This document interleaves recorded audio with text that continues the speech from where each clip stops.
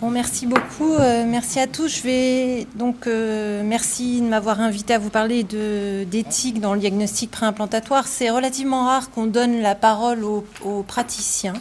En particulier quand on parle d'éthique, on s'aperçoit que la plupart des gens qui parlent d'éthique ne pratiquent pas nos activités, et c'est probablement beaucoup plus facile d'avoir des avis tranchés et définitifs quand on ne fait pas les activités. Et malheureusement, je ne vais pas répondre à toutes vos questions, et en particulier à la question qui est posée par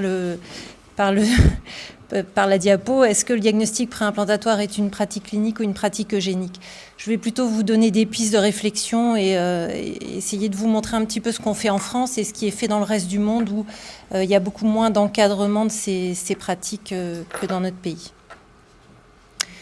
Donc l'eugénisme, Alexandra Benaki vous a bien décrit ce qu'on entend par eugénisme. C'est essentiellement un problème de définition.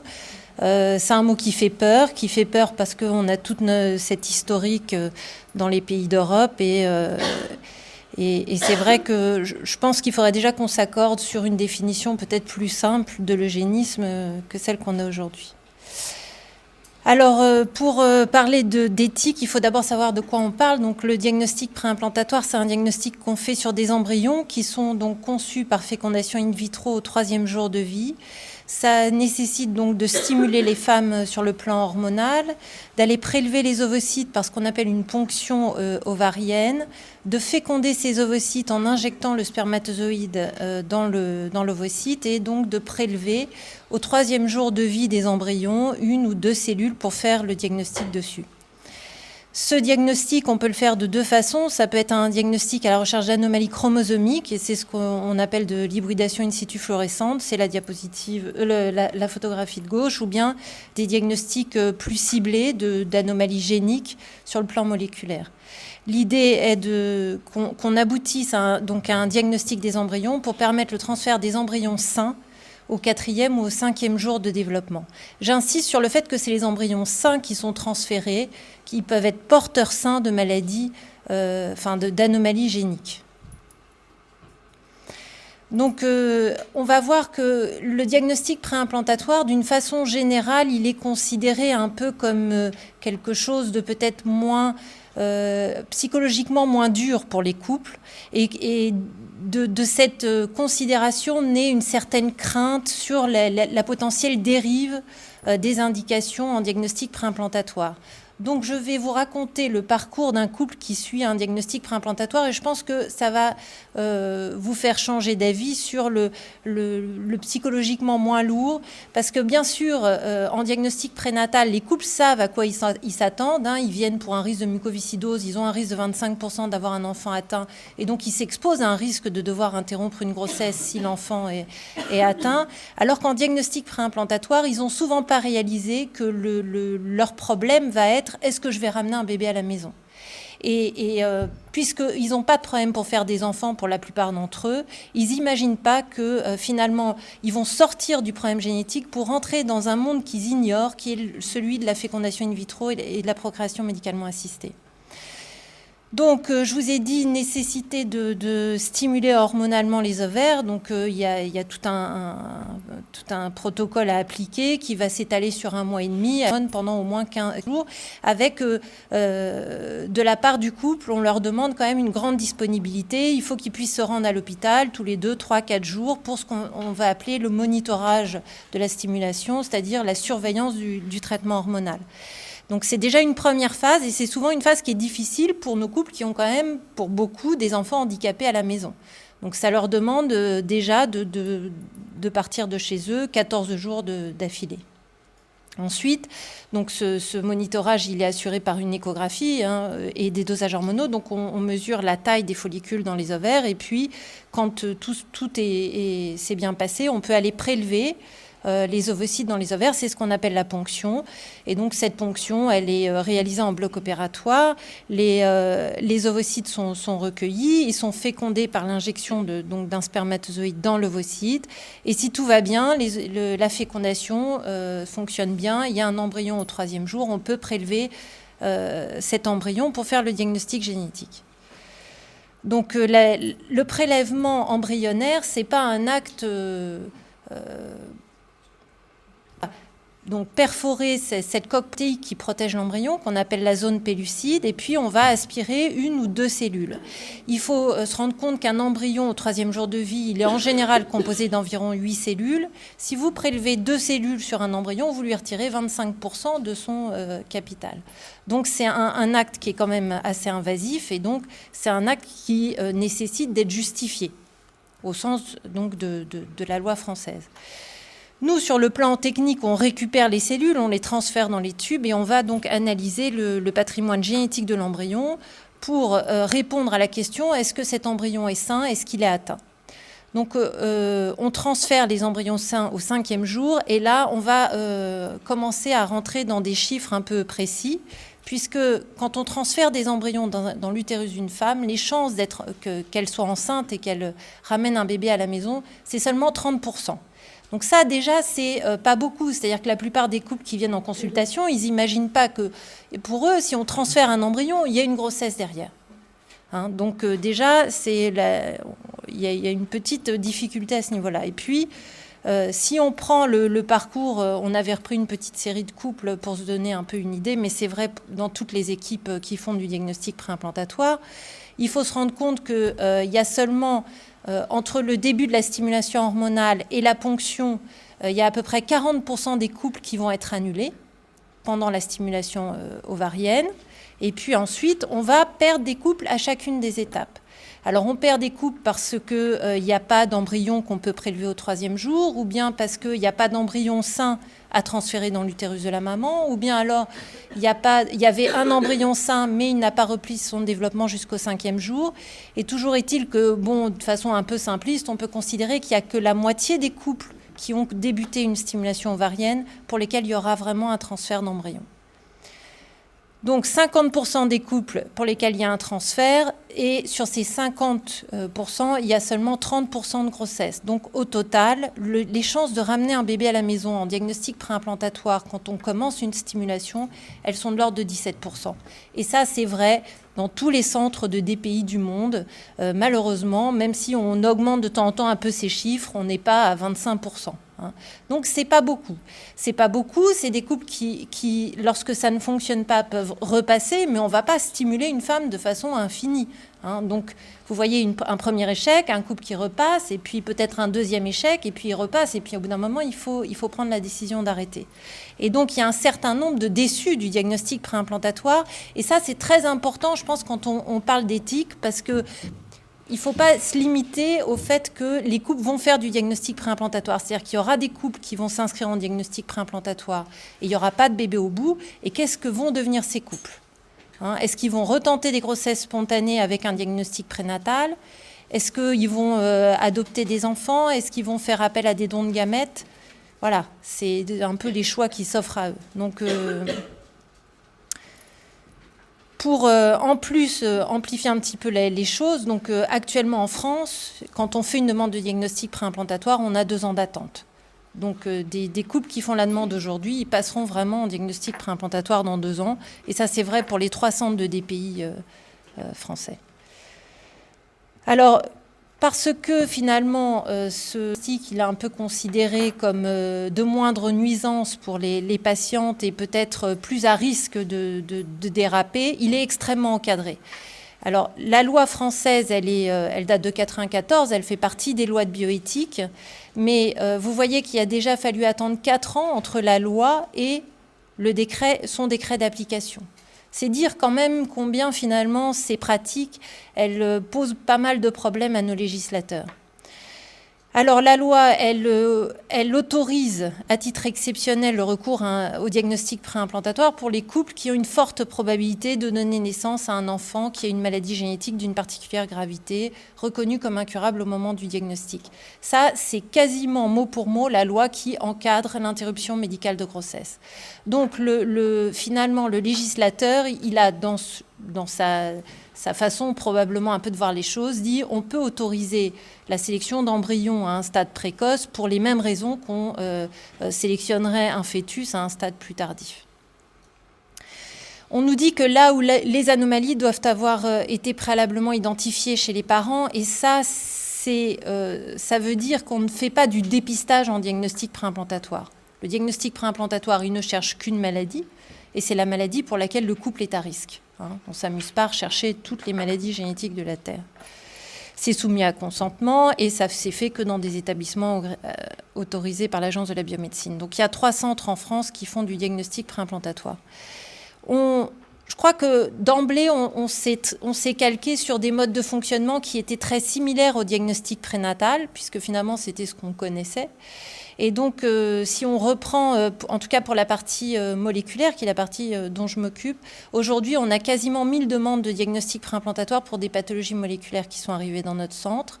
Et elles ont toutes fait l'objet d'une évaluation dans un staff pluridisciplinaire, au moins de diagnostic préimplantatoire, c'est-à-dire il faut d'abord avoir un aval sur la faisabilité technique des choses. Est-ce qu'il y a une contre-indication à mettre en œuvre la procréation médicalement assistée? Est-ce qu'il y a une contre-indication génétique? Est-ce qu'on ne peut pas faire le diagnostic sur une seule cellule? Tout ça, c'est des questions auxquelles on répond.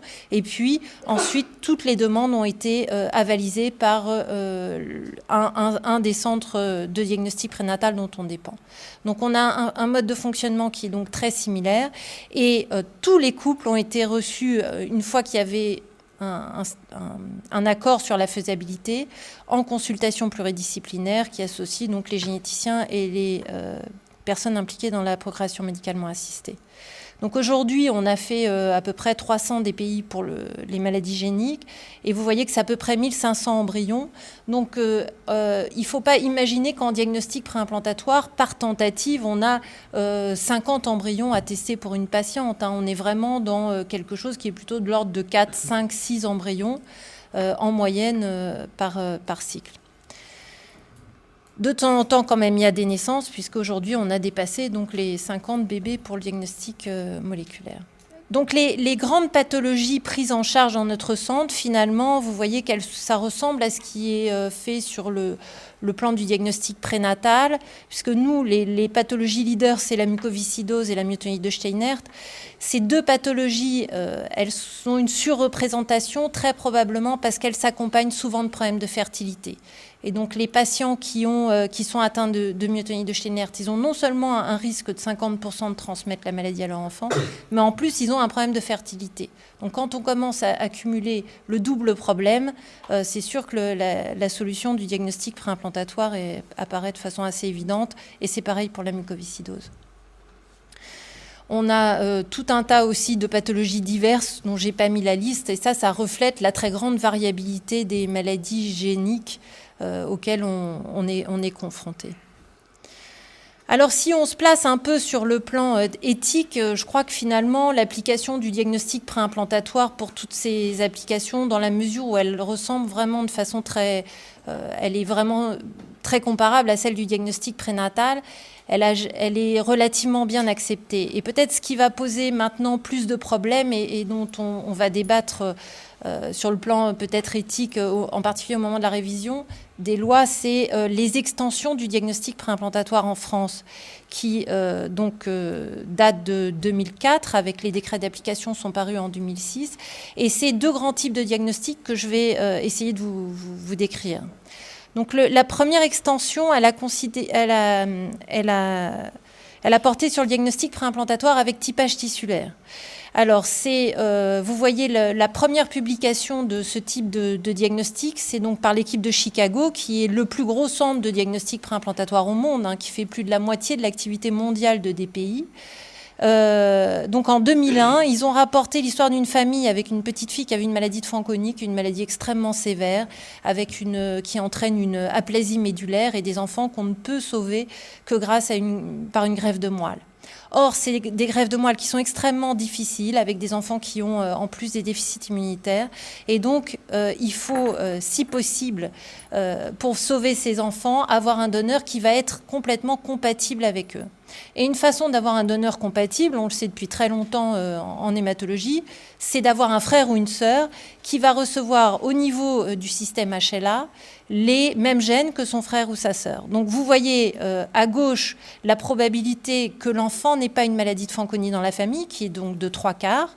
Et puis à droite, la probabilité pour un frère ou une sœur d'être compatible avec son aîné, qui est de 1/4. Et donc si vous faites la somme la somme des probabilités, vous avez 3 chances sur 16 qu'un embryon remplisse les deux conditions, à savoir d'être sain et d'être HLA compatible. Et donc, dans leur expérience, ils rapportaient qu'ils avaient testé 30 embryons. 24 de ces embryons n'avaient pas la maladie de Fanconi. Parmi ces 24 embryons intèmes, il y en avait 5 qui étaient HLA compatibles. Ils ont transféré 2 embryons et il y a un bébé qui est né. Bon, encore une fois, je vous ai dit, en général, par diagnostic préimplantatoire, on est quand même plutôt de l'ordre de 5 embryons. On n'est pas à 30 embryons. La loi française, donc, elle s'est modifiée pour autoriser, en plus du diagnostic de la maladie, la recherche de compatibilité tissulaire pour permettre de transférer de façon préférentielle les embryons compatibles avec l'aîné atteint. Chaque demande, chaque diagnostic préimplantatoire qu'on va faire pour un double diagnostic doit faire l'objet d'une autorisation nominative par l'Agence de la biomédecine, c'est-à-dire qu'on doit constituer un dossier où on va expliquer l'état clinique de l'enfant, on va justifier le fait qu'on ait effectivement besoin de recourir à une greffe de moelle, et tout ce dossier est envoyé à l'Agence de la biomédecine qui va donner son autorisation ou non. Alors, c'est sûr que ça pose quand même des questions éthiques. Pourquoi ? Parce que finalement, on entraîne des couples dans des applications pratiques qui ont de faibles chances de succès. Je vous ai dit, les chances de ramener un bébé à la maison en diagnostic préimplantatoire classique, c'est de l'ordre de 17%. C'est déjà pas extrêmement élevé.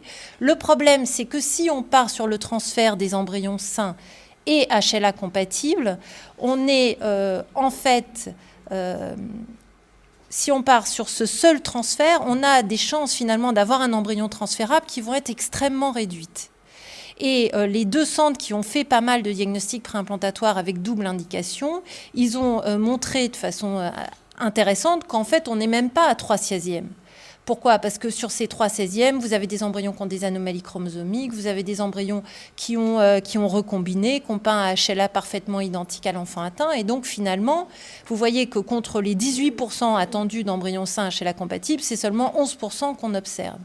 Et donc, les chances de ramener un bébé à la maison, si on part sur le seul transfert des embryons HLA compatibles, évidemment, elles diminuent par rapport au diagnostic préimplantatoire classique.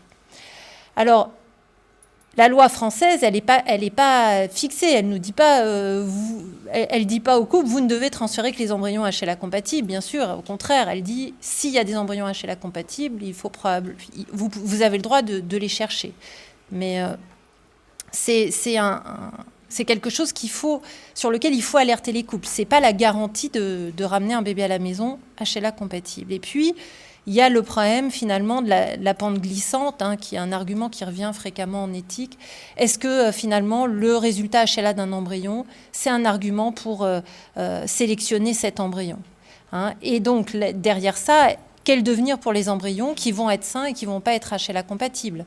Puisque statistiquement, ces embryons, ils vont exister, mais ils vont même être plus fréquemment observés que les embryons sains et HLA compatibles. Alors, je crois qu'il faut quand même se rendre compte que beaucoup de couples qui viennent pour le diagnostic préimplantatoire avec typage HLA, ils n'ont pas réalisé ces problèmes éthiques. Eux, ils imaginent qu'on fait l'embryon comme on veut. Ils imaginent qu'on sélectionne l'ovocyte et le spermatozoïde pour avoir l'enfant sain et HLA compatible. Et quand on leur raconte tout ça, ça remue un certain nombre de choses et ça complique un peu finalement leur vision des choses. Ils pensaient venir nous voir et qu'il n'y aurait aucun problème. Or, finalement, on leur apporte d'autres problèmes et d'autres questions. Si on reprend l'expérience récente, donc on a commencé vraiment en 2006 cette activité. Depuis donc 2006, il y a 10 dossiers qui ont été acceptés par l'Agence de la biomédecine. Il y avait 2 dossiers incomplets et les couples n'ont pas souhaité poursuivre, donc ils sont restés incomplets. Sur les 10 dossiers acceptés, on a commencé 9 cycles de stimulation hormonale pour 6 couples et il y en a 3 qui ont été annulés.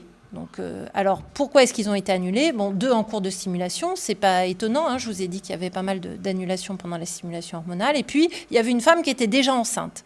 C'est-à-dire qu'elle a commencé son traitement et tout à coup, elle a dit « Oh, mais en fait, je crois que je suis enceinte ». Donc, c'était un petit peu compliqué.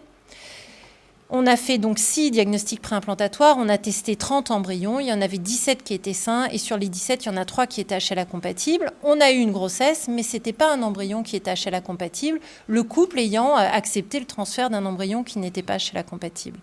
Et si on reprend les 10 couples qui ont été acceptés par l'Agence de la biomédecine et qui ne sont pas passés donc, en diagnostic préimplantatoire, parmi ces 10 couples, il y en a 4 qui ont mené une grossesse spontanée depuis 2006.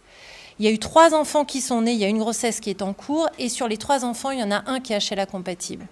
Voilà.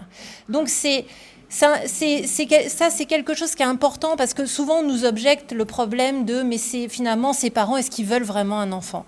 Moi, je crois que la réponse, elle est claire. Hein, on a eu quand même 4 grossesses sur 10 couples en 2 ans. Oui, bien sûr, ils veulent un enfant. Alors, si on peut en plus faire que cet enfant il soit HLA compatible et que ça simplifie leur vie avec le premier enfant, il n'y a aucune raison de s'opposer à ça. La deuxième extension, c'est ce qu'on appelle le diagnostic préimplantatoire d'exclusion. Alors, c'est un peu compliqué. Ça a été à l'origine une très forte demande de l'association de patients, des patients atteints de chorée de Huntington. Donc c'est une pathologie qui est dominante et un certain nombre de patients à risque demandaient une prise en charge par diagnostic préimplantatoire en disant, voilà, alors là je vous ai représenté un arbre, donc c'est un monsieur qui vient voir le généticien et qui dit « mon père est atteint de chorée de Huntington ». Et donc, moi, je veux des enfants, je ne veux pas qu'ils soient atteints, mais, chose un peu... je ne veux pas connaître mon statut. Parce que si vous m'annoncez aujourd'hui que je suis atteinte de chorée de Huntington, ça veut dire que dans 10 ans, dans 15 ans, je vais développer une encéphalopathie, et moi, il n'est pas question que je sache ça à l'avance, ça va détruire ma vie, et donc je ne souhaite pas connaître mon statut. Mais par contre, je ne veux pas transmettre cette maladie. Et donc, la loi, elle s'est modifiée pour autoriser le diagnostic préimplantatoire pour ces couples, c'est-à-dire, finalement, de faire ce qu'on appelle un diagnostic d'exclusion, qui n'est pas le diagnostic de la maladie, qui est sur les embryons donc, du couple en question, rechercher soit le chromosome rouge qui va être considéré comme le chromosome à risque, soit le chromosome blanc qui va être considéré comme le chromosome non à risque. Et les embryons qui vont avoir hérité du chromosome rouge ne vont pas être transférés, alors que les embryons qui vont hériter du chromosome blanc qui n'est pas à risque vont être transférés. Sachant que les embryons qui ont le chromosome à risque ne sont peut-être pas malades. D'accord ? Donc la loi s'est modifiée en 2004 et au dernier congrès de génétique européen, il y a eu une grande discussion sur cette application et finalement la discussion tourne un peu toujours dans cette balance, hein, toujours en médecine. D'un côté, le bénéfice individuel qu'on va apporter aux patients et de l'autre côté, est-ce qu'on ne va pas nuire finalement en répondant à leurs attentes? Est-ce qu'on ne va pas leur nuire? Et finalement, on peut, dans cette indication en particulier, se poser la question du poids du droit à ne pas savoir, qui en génétique revient très souvent. Hein. Nous, on a quand même beaucoup de familles où il y a un certain nombre de patients qui ne souhaitent pas connaître leur statut et ça devient extrêmement compliqué à gérer quand le fait de connaître leur statut pourrait permettre de les prendre en charge de façon un peu active, de leur assurer une surveillance cardiaque, une éventuelle pose de pacemaker, etc. Donc on est entre le droit le poids du droit à ne pas savoir, le droit de ne pas savoir et puis en même temps la non-assistance à personne en danger. Donc souvent on est un petit peu entre les deux. C'est vrai que la moitié des couples qui vont faire du diagnostic d'exclusion ne sont pas à risque, puisqu'il y a seulement une fois sur 2 où ça va être une personne qui va vraiment être atteinte de chorée, de Huntington. Et donc la moitié de ces couples va être exposée à la lourdeur de la fécondation in vitro, va être exposée à l'élimination d'embryons sains et va effectivement avoir un coût pour la société. Et la question subsidiaire que moi je me pose, c'est quel avenir pour les couples qui vont être en échec de DPI? S'il n'y a pas de grossesse, s'ils ne ramènent pas un bébé à la maison, qu'est-ce que vont devenir ces couples? Alors, si on regarde dans le reste du monde, je crois que les choses qui vraiment font polémique sur le plan de l'éthique, c'est l'exemple des gènes de prédisposition, et en particulier les gènes de prédisposition au cancer du sein et de l'ovaire. Si on regarde le risque, quand une femme porte une mutation dans un de ces gènes, son risque de développer un cancer du sein, il est de 80%. Donc c'est un risque extrêmement important, bien sûr. Alors, il y a toujours une balance, avec d'un côté, c'est vrai que c'est une maladie sévère, c'est une maladie qui diminue l'espérance de vie, et les possibilités thérapeutiques, même aujourd'hui, elles restent limitées. Et puis d'un autre côté, on peut nous dire, oui, mais c'est quand même une pathologie à début tardif. La plupart des femmes qui ont des mutations du gène de BRCA1 ou BRCA2, elles vont faire des cancers du sein, mais quand même pas à 20 ans, même si c'est plus précoce que dans la population générale. La pénétrance n'est pas complète, puisqu'il y a 20% des femmes porteuses qui ne vont pas faire de cancer. Et puis, il y a des mesures de prévention. On peut retirer les ovaires, on peut retirer les seins, on peut retirer... C'est lourd, mais... Non, mais c'est des choses que on entend. C'est pas... Alors, récemment, l'Angleterre a autorisé la réalisation du diagnostic préimplantatoire pour cette pathologie, en disant que de toute façon le diagnostic prénatal n'était pas très recevable socialement, puisque en même temps la prévalence du cancer du sein dans la population générale, elle est de 10%. Une femme a 10% de risque de faire un cancer du sein dans sa vie, et que finalement la seule option acceptable pour ces couples restait celle du diagnostic préimplantatoire. Donc ils ont rapporté au Congrès européen l'expérience de 9 couples pour lesquels ils ont mené 20 cycles de diagnostic préimplantatoire, et il y a 3 enfants qui sont nés. Et là encore, il y a tout un tas de questionnements qu'on peut... Est-ce qu'on a le droit de sélectionner contre un risque et pas contre une maladie? En même temps, un risque de 80%, c'est quand même un risque important de développer une maladie. Donc c'est une chose qu'on peut discuter. Il y a le problème de la sécurité du traitement hormonal chez les femmes hétérozygotes, et ça reste encore débattu. Apparemment, tout le monde n'était pas d'accord dans la salle pour dire que c'était complètement anodin. Et puis, la question, encore une fois, c'est quel devenir pour les couples qui sont en échec de diagnostic préimplantatoire. Là encore, tous les couples, vous voyez, il y a eu 9 couples de pris en charge, 3 enfants nés. Tout le monde ne ramènera pas un bébé à la maison. Et c'est vrai que le diagnostic prénatal, dans ces indications, il reste quand même extrêmement discuté. Je crois qu'en France, il n'est pas réalisé. Nous, on a eu 2 demandes de diagnostic préimplantatoire pour des mutations dans ce gène qu'on n'a pas retenues. Mais encore une fois, c'est une balance, et peut-être qu'il y aura un couple où la maladie sera plus sévère, ou peut-être l'espérance de vie sera plus courte, peut-être il n'y aura pas de possibilité thérapeutique pour telle ou telle raison, et on sera amené à faire pencher la balance de l'autre côté. Encore peut-être plus polémique, le diagnostic préimplantatoire pour les pathologies récessives liées à l'X. Donc on a eu quelques demandes de couples où un monsieur venait en consultation accompagné donc de sa femme, parce que lui-même est atteint d'une pathologie liée à l'X. Alors ça peut être par exemple un syndrome d'Alport lié à l'X, qui est une maladie rénale qui donne une surdité. La pathologie rénale est sévère, mais les patients survivent grâce à la greffe Et on a reçu un couple en consultation, donc un monsieur qui était atteint de cette pathologie et qui nous disait moi, je ne veux pas transmettre cette maladie à l'une de mes filles, puisque s'il transmet son chromosome Y, il a un garçon qui va bien, mais par contre, s'il transmet son chromosome X, il a une fille qui va être porteuse du syndrome d'Alport. Et les filles conductrices donc, de cette maladie peuvent être plus ou moins symptomatiques. Alors, en règle générale, elles sont beaucoup moins symptomatiques que les hommes, beaucoup moins sévèrement atteintes, mais un certain nombre d'entre elles vont développer une insuffisance rénale, et parfois de façon précoce, avec des insuffisances rénales terminales à l'âge de 20 ans. Et il nous disait, dans ma famille, vous comprenez, les femmes sont sévèrement atteintes. Bon, il y avait l'exemple de sa mère, mais sa mère, c'était quand même une autre génération, puisque c'était sa mère. Et on lui disait que c'est pas parce que sa mère avait une forme relativement sévère que ses filles auraient une forme sévère, et qu'en plus, aujourd'hui, il y avait quand même des mesures pour essayer de ralentir l'évolution vers l'insuffisance rénale. Et très rapidement est apparu, sous finalement ces revendications un peu médicales, des problèmes plus psychologiques du souhait de ne pas transmettre cette maladie. Il souhaitait que la maladie s'arrête. C'était la culpabilité, en fait, pour les générations futures d'être, lui, à l'auteur de ce problème pour ses descendants. Alors là encore, ça pose quand même question de prendre en charge ce couple qui a quand même un risque faible d'avoir un enfant qui ait une maladie grave par rapport à la lourdeur de la fécondation in vitro, par rapport à l'élimination d'embryons qui vont être sains et au coût pour la société. Et là encore, je crois qu'il faut aussi se poser la question, parce qu'en diagnostic préimplantatoire, c'est important.